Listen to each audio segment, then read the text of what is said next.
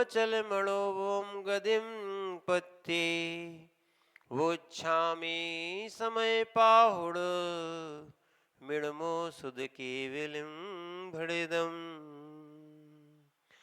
नमः समय साराय स्वान्भूत्या चकासते चिस्वभावाय भावाय सर्वभावान्तरक्षते अनंत धर्मिणस्त्वं पश्यन्ति प्रज्ञात्मनः अनेकान्तमयी मूर्तिर्नित्यमेव प्रकाशिताम् वीतरागं जिनं नत्वा ज्ञानानन्दैकसम्पदम् वक्षे समयसारस्य वृत्ति तात्पर्यसंज्ञकाम् नमो अरहन्ताणं नमो सिद्धाणं नमो आयर्याणं नमो वज्रायाणं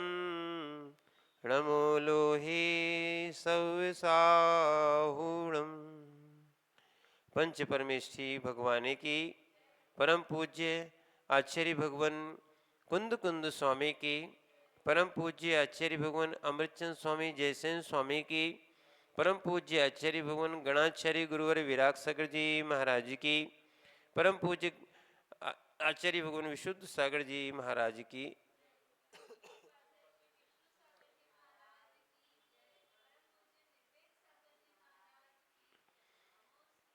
आचार्य भगवान कुंद कुंद स्वामी ने समय सार जी ग्रंथ लिखा और उन पे दो आचार्यों ने टीका लिखी थी।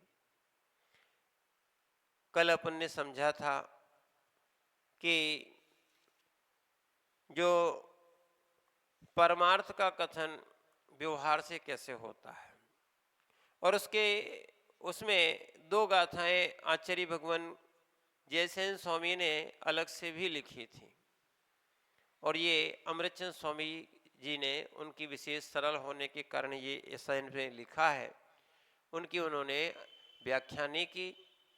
और आगे अब जो है फिर से अमृतचंद स्वामी और कुंद कुंद स्वामी 11वीं नंबर की उनके थोड़ा सा क्रम अलग अलग है, यानी जयसेन स्वामी का 13वां हो जाएगा क्योंकि दो गाथाएं कल बढ़ चुकी हैं और अमृतचंद स्वामी की ये 11वीं नंबर की गाथा रहेगी। तो यहाँ पर आचार्य महाराज अब एक प्रश्न उठाते हैं और उसके बाद उत्तर देते हैं। कुतो व्यवहार नयो ननु सतर सर सह सतर्व्या इति चेत, यानी अब यहाँ पर कहा है, प्रश्न उपस्थित होता है कि पहले यानी पूर्व में यह कहा था कि व्यवहार नय को अंगीकार नहीं करना चाहिए। क्या नहीं करना चाहिए? व्यवहार नय को अंगीकार नहीं करना चाहिए। किस गाथा में कहा था? 8वीं गाथा में कहा था। क्या कहा था? कि आर्य और अनार्य की बात आई थी ना, उसमें कहा था कि व्यवहार को अंगीकार नहीं करना चाहिए। इसी बात को यहाँ पर आचार्य महाराज उठाते हैं कि फिर क्यों कहा गया। अब कहा था कि व्यवहार नय को अंगीकार नहीं करना चाहिए, किंतु यदि वह व्यवहार परमार्थ को कहने वाला है तो ऐसे व्यवहार नय को क्यों अंगीकार ना किया जाए। जब परमार्थ को कहने वाला है तो क्यों अंगीकार नहीं करें? इसका उत्तर अब 11वें नंबर की गाथा में देते हैं और आगे पीछे की गाथाओं को समावेश करके समझना, नहीं तो बहुत सारे लोग इसी ही गाथा को कह के व्यवहार नय को छोड़ ही देते हैं। क्या है? या व्यवहार क्रियाओं का पूर्ण रूप से निषेध कर देते हैं, निश्चय में पहुंच नहीं पाते हैं और व्यवहार नय को छोड़ देते हैं। समझ रहे हैं आप बात को? जब तक संयम अंश आया ही नहीं है, समझो आप बात को। क्या है? एक तो ये भी कह सकते हैं जहां पर संयम की भावना ही नहीं हो रही है वहां पर क्या है, वो कैसे, या जिसको कह सकते हैं जिनका मन ही शुद्ध नहीं हो रहा है, उनके शुद्धोपयोग में कैसे रमण हो सकता है। इतना ही है कि मन शुद्ध हो जाए, क्या हो जाए, संयम आ जाए। आज ही हम सोच रहे थे, क्या है, कल जो कहा था कि इस ब्रह्मचर्य आदि के द्वारा, अध्यात्म आदि के द्वारा जीव के अंदर संयम का भाव आता है, और वो संयम की दृष्टि इतनी पवित्र हो जाती कि हर जगह वो क्या है, निर्विकार दृष्टि से देखता है। जब जिसका मन ही साफ नहीं है, हम तो फिर ये सोच रहे थे, तो वो कैसे शुद्धोपयोग में लीन, शुद्धोपयोग की भावना कैसे करेगा। उसके लिए सबसे पहले विकारों में शांतता होना चाहिए। क्या है, कसायों में मंदता आना चाहिए। जब तक, क्योंकि सिद्धांत भी यही कहता है, जब तक कसायों में मंदता नहीं आती, गुण स्थान ऊपर बढ़ता ही नहीं। क्या है, धर्म के कारण कभी कभी अनंतानुबंधी ही मान लेते, अब बताओ, और उसके कारण जीव क्या है, अनंत काल तक भटकता रहता और अपने आप को समझता है कि मैं सम्यक दृष्टि बन गया, या मैं शुद्धोपयोग की मैं पहुंच गया, या अनुभूति लेता हूं। तो आचार्य महाराज कह रहे हैं कि कम से कम व्यवहारिक क्रियाओं को, इसको पकड़ के, इन गाथाओं को पढ़ के और बार बार व्यवहार क्रियाओं का पूर्ण निषेध कर देते हैं, निश्चय में पहुंचे नहीं है, और क्या होता है, व्यवहार को वो ऐसी बातें कर देते हैं। तो इसी बात को आचार्य महाराज यहाँ पर समझाते हैं। और इस गाथा को थोड़ा सा क्या है, जयसेन स्वामी से समझोगे तो और ज़्यादा खुलासा समझ में आएगा। सर्वथा व्यवहार नए है नहीं है, क्या है, ये तो पक्की बात है, एक नए दूसरा नए होता नहीं है। समझो आप बात को, अभी फिर से इसलिए भूमिका समझा दे रहे हैं आपको, एक नए दूसरा नए होता नहीं है। देखना, एक का नाम व्यवहार है तो दूसरे का नाम क्या है, निश्चय है। कभी व्यवहार निश्चय नहीं होगा, निश्चय व्यवहार नहीं होगा, ठीक है ना। जैसे नए में भी यही सब जगह बात आती है। जैसे दो मित्र होते हैं, जब भी वो खेलते हैं तो खेल में मित्रता नहीं होती है, आपस में प्रतिद्वंदी हो जाते हैं। क्या हो जाते हैं, वो एक दूसरे को हराना चाहते हैं, क्या है, और खेल के बाद भी उनकी मित्रता रहती है, खेल के बाद भी मित्रता रहेगी, पर खेल में मित्रता नहीं होती। ऐसे ही ध्यान रखना, व्यवहार व्यवहार की जगह सही है और निश्चय निश्चय की जगह सही है, ऐसा जयसेन स्वामी आगे बताने वाले हैं। क्योंकि ये गाथा जो है ना, जैसे हम लोग को जब पढ़ा रहे थे 3 दिन तक हमें समझ में नहीं आई थी, टीका ही चली, फिर हमने 3 दिन तक रोज इसी बात को हमने कहा कैसे अभूतार्थ है, कैसे अभूतार्थ है, ठीक है ना। तब जयसेन स्वामी की टीका समझ में आई, तब जाके वो पूरा बात क्लियर हुई। नहीं तो कई लोग एकांत से एक बात सुन लेते हैं, पूर्ण रूप से नहीं सुन पाते हैं, तो वो बस इसी गाथा को बार बार कहते हैं। तो गाथा अपन समझ ले, नहीं तो इसी का मूल आधार लिया जाता है। जो 14 गाथाएं हैं ना, ये अगर देखा जाए, बताते ये मूल समय सार का आधार 14 गाथा ही है, 1 से लेके 14वीं तक, तो 11वीं उसमें शामिल है। तो इसलिए अब अपन उसको पढ़ते हैं। गाथा नंबर 11। व्यवहारो भूयत्थो व्यवहारो भूयत्थो भूयत्थो देश दो दुसुदृणो भूय भूदत्त मिस्य दो खलु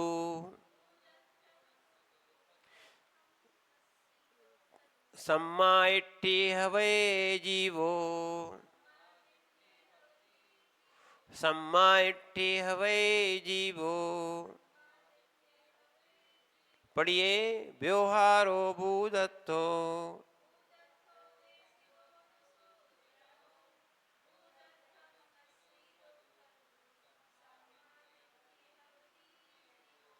कहीं जगह भूयत्थो आएगा, कहीं भूदत्थो आएगा, ठीक है। तो इसीलिए यहाँ पर आचार्य महाराज समझाते हैं कि व्यवहार नए अभूतार्थ है। ये अभूतार्थ क्या होता है, असत्यार्थ है। क्या बोला, सुनना, हर बात को सुन के घबरा नहीं जाना। आचार्य महाराज व्यवहार, व्यवहार ने अभूतार्था, अभूतार्थ है।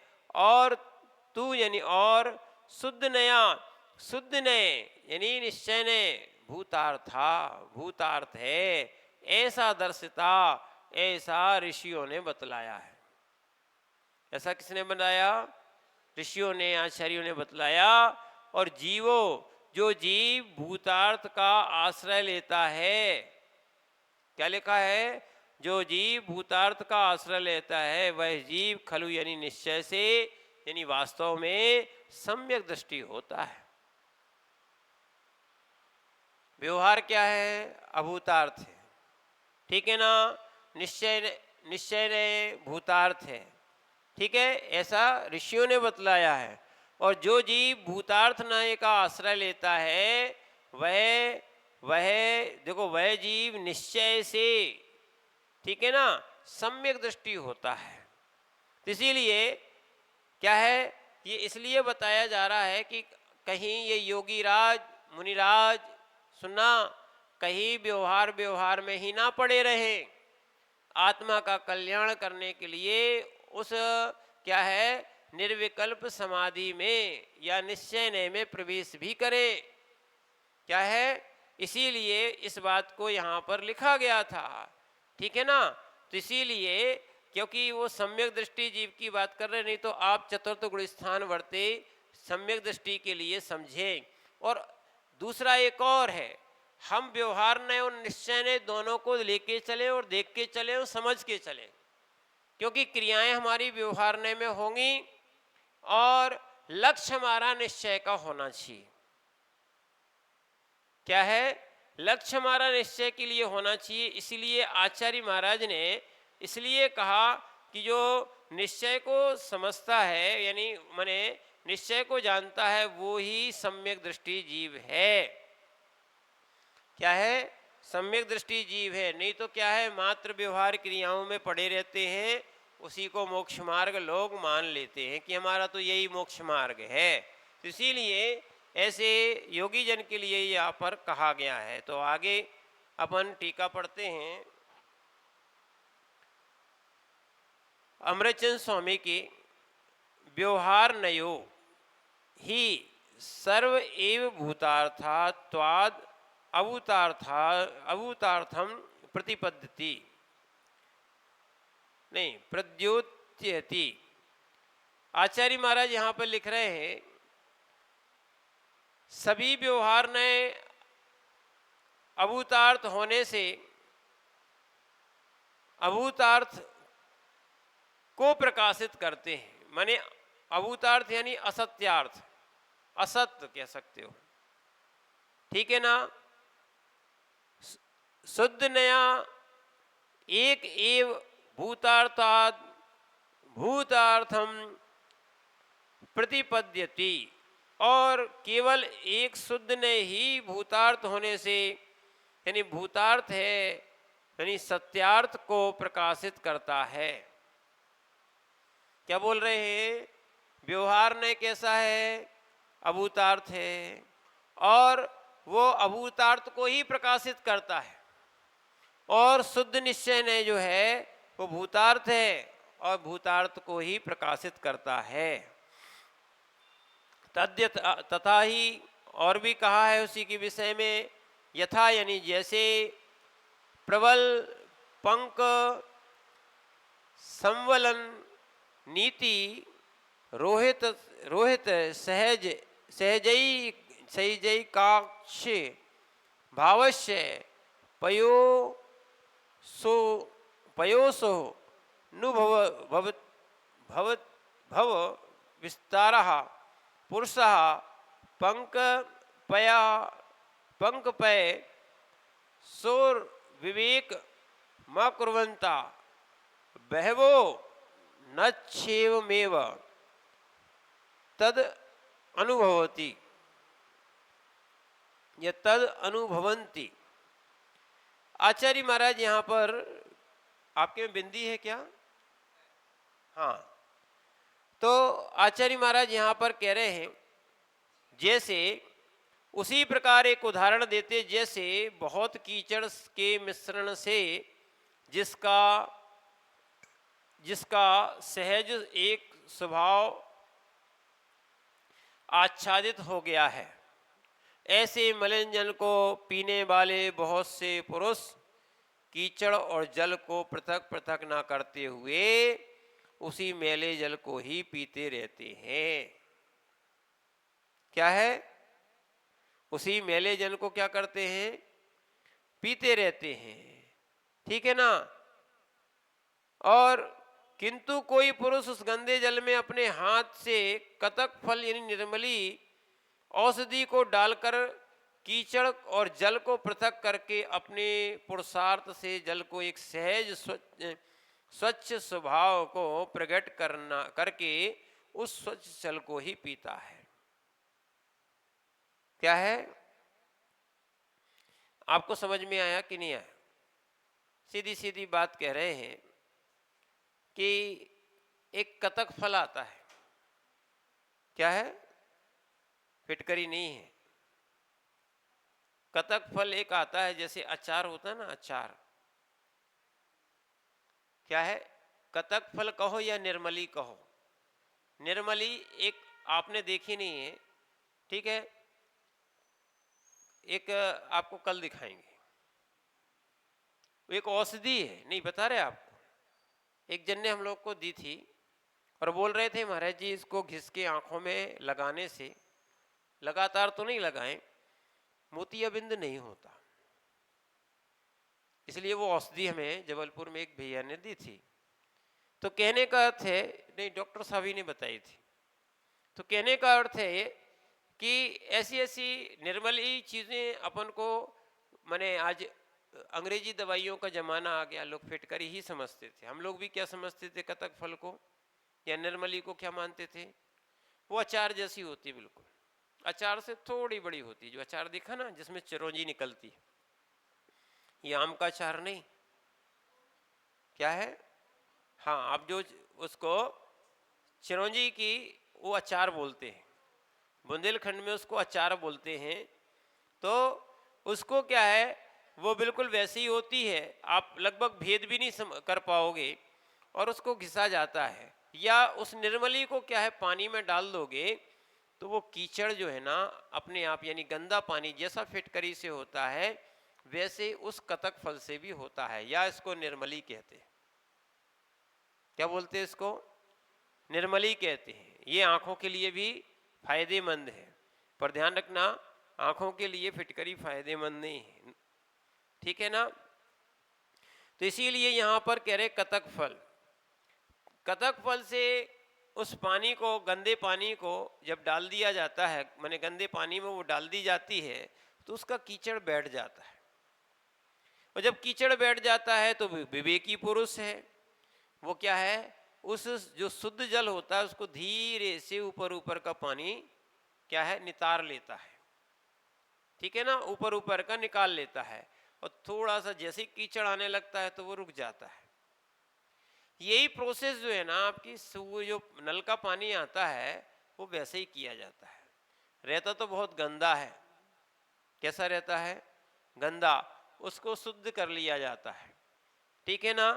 तो यद्यपि वो अभक्ष है, खाने योग्य पीने योग्य नहीं है, पर लोग समझते हैं कि मीठा पानी है, उसमें से क्या है, नालियों का पानी मिल जाता है, इसलिए थोड़ा सा मीठा और लगने लगता है। क्या है? नहीं, हम लोगों ने देखा है गंदा फल बिल्कुल। ठीक है ना? हम लोगों ने प्रैक्टिकली जहां पे पानी को फिल्टर किया जाता है, क्या है, उस जगह हम लोगों ने देखा कि जब पानी को फिल्टर किया जाता है तो वहां पानी बिल्कुल कीचड़ जैसा काला काला, और ये नहीं कि मैंने मिट्टी वाला नहीं कह रहे, बरसात वाला नहीं बोल रहे, इतना गंदा पानी होता है। उस गंदे पानी को वहां लाके क्या है, इकट्ठा बहुत बड़ा एक स्थान है जहां पर वो नालियां टाइप की बनी रहती हैं और एक हौद बना रहता है। बहुत समय तक उसको रोका जाता है। उसके बाद जब उसका गंदगी जो है ना बैठ जाती है, उसके बाद उसको एक जगह और माने डाला जाता है। बड़े बड़े उनके हौद टाइप के बने हैं, वहां पर फिटकरी मिलाई जाती है, ब्लीचिंग पाउडर मिलाया जाता है। क्या मिलाया जाता है? ब्लीचिंग पाउडर मिलाया जाता, फिटकरी मिलाई जाती और कुछ दवाई भी डाल देते, ठीक है ना, और बिल्कुल क्लियर हो जाता है पानी। और फिर सीधा जाके वो टंकियों में, जमीन में टंकियां रहती हैं, उन टंकियों में पहले भर दिया जाता है, फिर मोटर के द्वारा उनको दूसरी जगह चढ़ाया या भेजा जाता है। ये है थोड़ा सा जल को फिल्टर करने का तरीका। यानी ऐसा नहीं समझना कि कोई विशेष रूप से जल अच्छा स्वच्छ हो जाता हो, वही गंदा पानी है, ठीक है।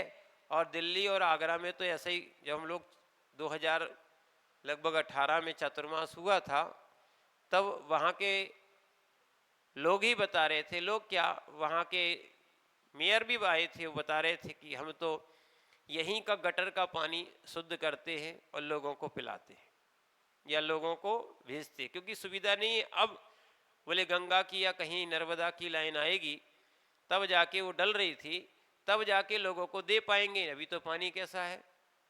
इसीलिए अभी एक विचारणीय विषय है, जो लोग बाहर का खाते हैं, बाहर का पानी पीते हैं, सुन लो, नल का पानी पीते हैं, ये गंदगी है। क्या है, कई बार आपके नलों में बरसात के समय में तो कीचड़ तो आता है, ये काला काला पानी भी गंदगी सहित बदबू वाला आता है। तो कहने का अर्थ ये, यहाँ पर एक बात सोचनी है, हम समय सार जैसे ग्रंथ को पढ़े, वो पानी का पिए, वही गंदा वाला। इसीलिए भैया भूमिगत पानी पीना चाहिए। सबसे अच्छा कुएं का है, नहीं मिलता है तो बोरिंग का भी ले सकते हैं। क्या है, एक और मैंने दो और साधन है। एक तो क्या है, एक नेचुरल झरने से आता है। क्या आता है, नेचुरल झरने से पानी आता है एक, और दूसरा जो बरसात का पानी भी स्टोर कर लिया जाता है। ऐसे 4 साधन ये उत्तम माने गए। इसका पानी अगर देखा जाए तो स्वच्छ भी हो, पीने योग्य है। बाकी जो है ना, जो नदी का पानी है वो पीने योग्य नहीं है, या तालाब का पानी है वो पीने योग्य नहीं हो पाता है, ठीक है ना। तो झरने भी वो जो वास्तविकता में, जैसे अपन शिखर जी में आपने देखा ही है, क्या है, चौपड़ा कुंड है, वहीं से निकल रहा है, डायरेक्ट निकल रहा है वो पानी, ठीक है ना। अब आगे चल गया और आगे में बहुत सी गंदगी मिल जाती है, तो वो झरने का पानी नहीं कहलाता। जो नेचुरल वहीं से निकल रहा है, उस पानी की बात यहाँ पर की जाती है, उसको शुद्ध माना है, ठीक है ना। तो या कुंड आदि से जो नीचे क्या बोलते हैं, वो भी झरने ही कहें, कुंड है, जल मंदिर में भी निकलता है, क्या है, वो रिश्ता है पानी, वो झरने ही है एक प्रकार से। कहाँ कहाँ से, एक तरफ नहीं, शीतल नाला अलग है, ठीक है ना। तो जहाँ से एकदम झरता हुआ पानी निकल रहा है, ठीक है ना, उस समय का पानी तो उपयोग करने योग्य है। बाकी जिनमें अन्य जगह का पानी मिश्रण हो जाता है या गंदगी मिश्रण हो जाती है, वो पीने योग्य नहीं है। तो कहने का अर्थ है, हाँ, यहाँ तक आया कि मुनिराज है ना, झरने का पानी कमंडल में ले सकते हैं बहुत आवश्यकता पड़ने पर उसका लेने के बाद कमंडल सुखाएंगे और प्रायश्चित भी लेंगे। पर श्रावकों के लिए बिना छाने पीने की व्यवस्था कहीं नहीं है।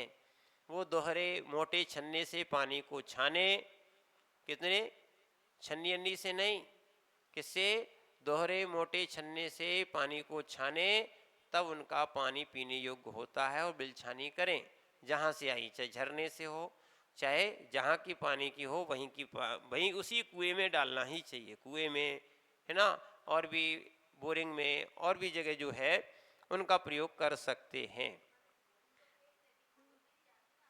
बोरिंग में अभी आपको कल या एक हो चुका है एक प्रैक्टिकल, आपको सुनो, बोरिंग पैक रहती है, पर बोरिंग में एक पाइप डाला जाता है और एक साधन अभी बता दिया जाएगा, ठीक है ना। आप उस साधन को देख लेंगे, हो सकता है कि वैसे में अपन सहजता में बोरिंग में भी क्या कर सकते हैं, बिल छानी कर सकते हैं। एक पाइप डालना पड़ेगा और एक छोटी सी सिंक लगाना पड़ेगी, है ना। कोई पात्र, कोई चुंगी लगाता है तो कोई सिंक लगा देता है, सिंक थोड़ी सहज हो जाएगी तो हमेशा के लिए हो जाएगी, तो आप उसमें से डालोगे तो पहले छना पानी डाल दो थोड़ा सा, तो वो गीली हो जाएगी, नीचे तक पहुंचेगी और उसके बाद उसको नीचे पहुंचा सकते हो। ठीक है, अब ये समय सार जी चल रहा है उसी विषय को ले, माने ये कह रहे हैं कि जो ज्ञानी जीव होते हैं वो गंदा पानी नहीं पीते, वो उसमें निर्मली डाल देते हैं या फिटकरी डाल देते हैं और उसको स्वच्छ करके ही पीते हैं।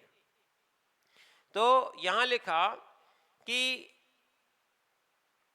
ये उदाहरण दिया है, उदाहरण में नहीं फंस जाना, मूल तो व्यवहार और निश्चय की बात चल रही है, भूतार्थ और अभूतार्थ की बात चल रही है।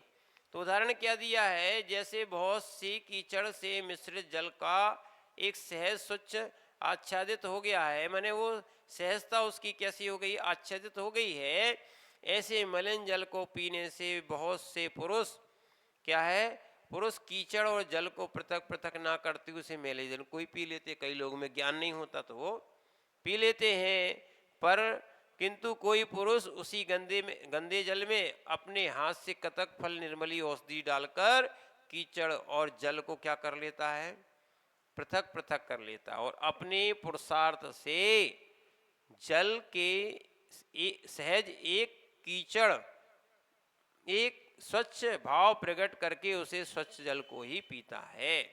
कैसा पानी पीता है, स्वच्छ जल पीता है। ठीक है ना, तो कम से कम समय सार सुनने वालों को, पढ़ने वालों को इतना तो विवेक हो जाना चाहिए कि वो कम से कम क्या है, गंदा पानी और नालियों माने नदियों का पानी ना पिए, कि उसमें नाली भी मिलती। ठीक है, तो आजकल तो जो गटर आपके निकलते हैं, नालियाँ निकलती है, उसमें मल भी है और मूत्र भी है और जगत का मने क्या है, पानी भी है। लगभग लगभग ये सब का है नदियों में मिलता ही है। पहले नदियों में मिलाया नहीं जाता था, क्या है, अपने घर का इतना पानी होता भी नहीं था कि वो इतनी सारी नदियों में जाए। ठीक है ना, जो गंदा पानी होता था वो एक गड्ढा रहता था या सोखता जिसको बोलते थे, उसके माध्यम से सूख जाता था। ठीक है ना, तो अब क्या है, दोनों काम हो जाते थे, जल स्तर भी खराब नहीं होता था और पानी भी चला जाता था। ठीक है, पर ध्यान रखना सूखते में कीचड़ नहीं जाना, जैसे ही कीचड़ जाएगा तो सूखता खराब हो जाता है। ठीक है, एक सूखता इसको वाटर हार्वेस्टिंग कहा जाता है, ऐसा वर्तमान में होने लगा है, तो इसको धीरे धीरे नीचे उतारा जाता है और वो पानी जमीन में ही सूख जाता है। तो ऐसे भाव रहते थे तो गंदगी वहाँ पर मिलती नहीं थी। और हम लोगों ने त्रिवेण का चार भी पढ़ा है, उस त्रिवेण का चार में आचार्य महाराज लिखते हैं कि जलाशयों के पास गंदगी करने को पाप माना जाता था, यानी शौच आदि के लिए वो उपयुक्त नहीं होता था, पाप माना जाता था। लोग उसमें क्योंकि पीने योग्य है उसमें ऐसा नहीं करते थे, तो बात अलग थी, पर अब सारी गंदगी उसमें मुर्दे तक तो उसमें मिलने लगी है। क्या है, अब कहाँ तक उसको तुम शुद्ध और पवित्र मानोगे। गंगा में देखो ना, समझ रहे ना, उनको बहा दिया जाता है, इसलिए ऐसा ना माने जल जो है ना वो पवित्र अब नष्टता हो रही उसकी, तो इसलिए ना पिए। तो यहां बता रहे हैं कीचड़ और जल को पृथक पृथक ना करके अपने द्वारा जो उन्हें अच्छे व्यक्ति उसको स्वच्छ जल को ही पीते हैं। अभी आगे बताते हैं केचित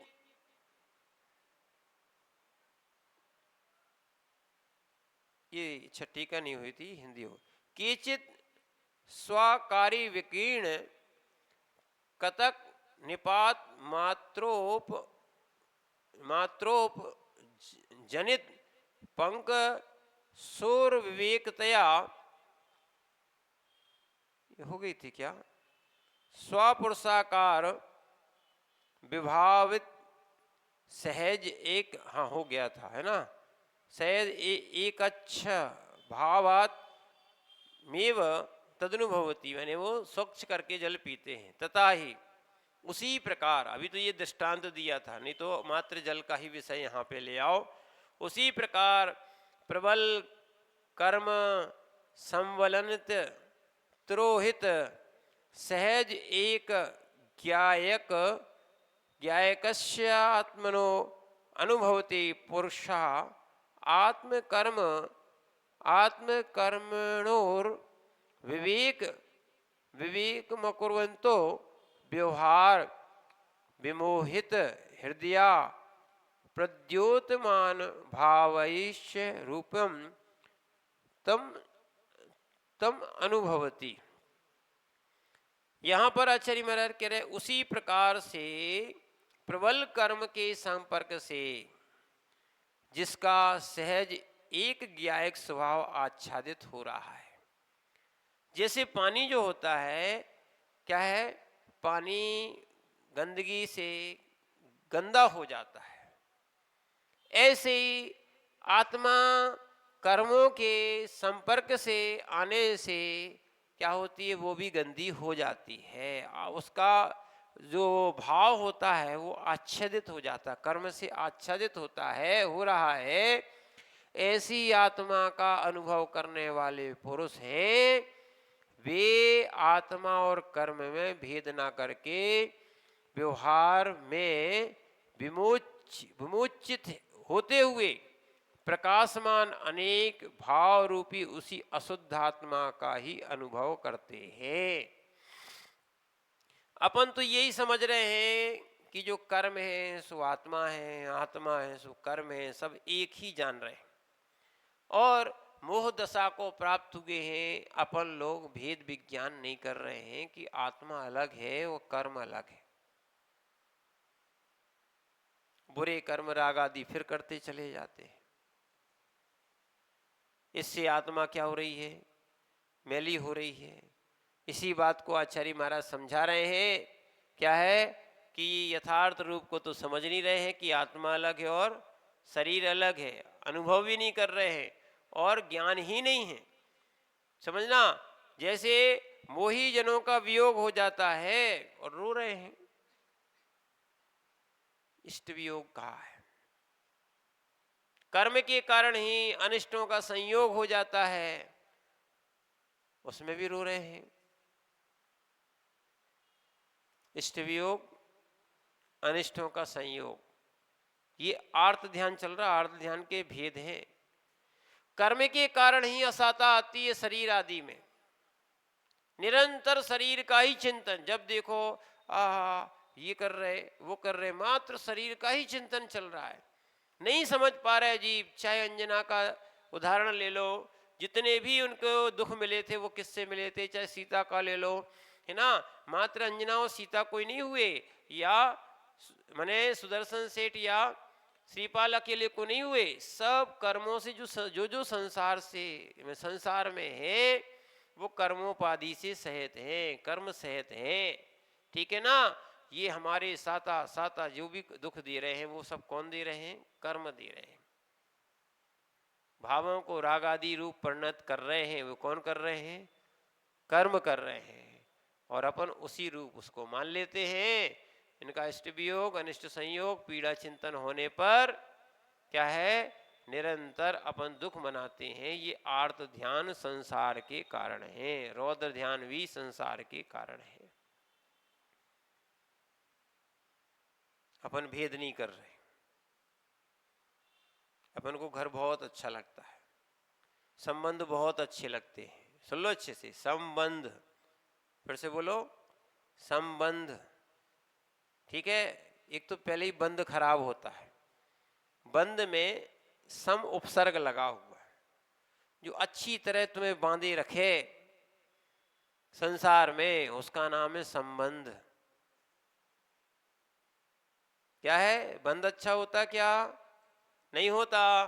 तो संबंध अच्छा होता है क्या, वो तो अच्छा होता है। उसको देख के जो तो भगवान को देख के आनंद नहीं आता है, वो किसको आता है, संबंधी को देख के क्या प्रसन्न हो जाते हैं। भगवान को देख के पूजा पाठ में बड़ा आनंद नहीं आता, किसको, संबंधियों को, मित्रजन को देख के बड़े आनंदित होते रहते हैं।